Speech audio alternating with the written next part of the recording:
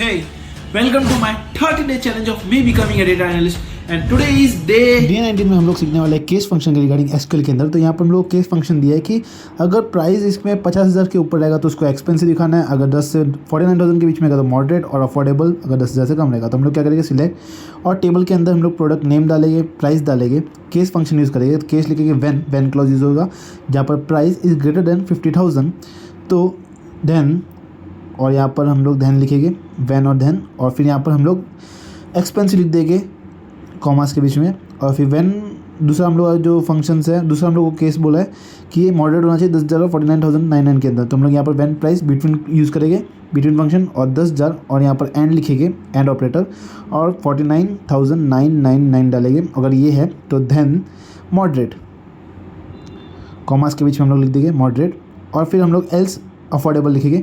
अगर 3 फंक्शन पूछे तो 2 व्हेन आएगा और एल्स आ जाएगा। तो अगर ये दोनों कंडीशन नहीं हुआ, और यहाँ पर लास्ट में एंड लिख के फ्रॉम प्रोडक्ट्स, और यहाँ पर इसको रन करेंगे, तो यहाँ पर जो भी प्राइस रेंज है उसके हिसाब से आ गया। जैसे कि अभी ये 45,000 है तो मॉडरेट 1,500 है तो अफोर्डेबल वगैरह वगैरह। तो था ना ईजी।